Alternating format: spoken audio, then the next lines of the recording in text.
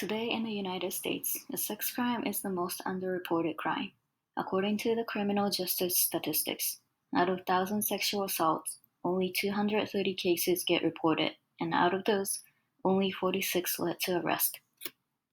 Another sexual crime that has been happening in the United States is human trafficking.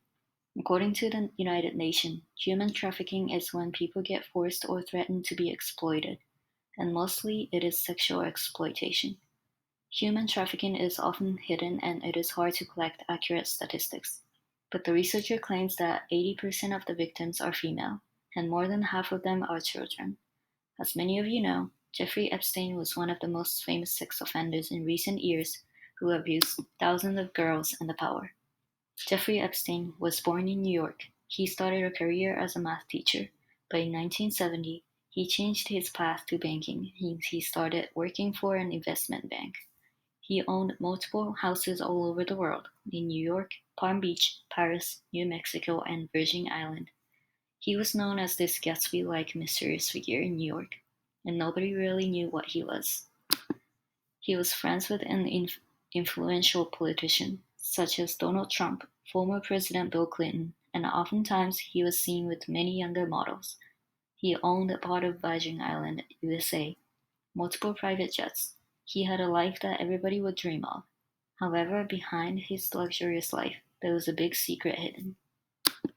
In 2005, he was convicted of soliciting prostitution and procuring minors for prostitution after a parent of Palm Beach High School reported that some girls had been visiting Epstein's home to give him massage in exchange for cash. He had recruiters who were also minors to bring in new girls every week to massage him, and if he liked the girl, the recruiters gets paid more. He created his own sex trafficking pyramid scheme. In 2008, he finally pleaded guilty and was sent to prison for only 13 months with extended work release. But this was only a tip of an iceberg. One of the survivors of Epstein's sex trafficking, Virginia Giuffre, reported that there are so many other powerful people who were involved in trafficking. A member of royal family, Prince Andrew, is one of them.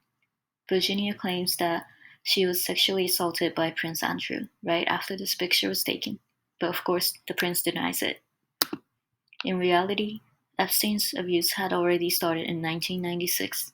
Back in 1996, two sisters, Maria and Annie Farmer, tried to take down Epstein. The younger sister, Annie, was only 16 years old when she was sexually touched by Epstein and his partner, Ghislaine Maxwell. They and a reporter from Vanity Fair was working together to expose Epstein's truth, but when the story was published, there was nothing about his crime. They even reported to the FBI, but it wasn't until 10 years later the FBI came back to investigate him. As we discussed in the class, the child molesters tend to target those who are vulnerable and lack of family support. All of the high school girls that Epstein was targeting were from struggling families. Some of them had been abused by their parents, so Epstein took advantage of them. When those girls were offered good money and opportunities, he knew that they wouldn't say no. Also, the molesters can usually say those girls were coming back to receive the payment without being forced, but in reality, the girls had no choice. Now there's a treatment for those offenders, cognitive behavioral therapy. But what I thought the most important thing we can do is to put more focus on protecting the children, not eliminating the number of offenders. One thing we can do is to raise awareness of sex offenders and sex trafficking. We should start teaching children that nicest person around could be a molester, and educate parents to be able to spot the red flags. Another thing is to create more support for those children who are struggling, and to have stronger connection with them is important. If you have stronger connection with them, it might be easier for the children to report what is going on in their school, and we are aware of who our children are exposed to.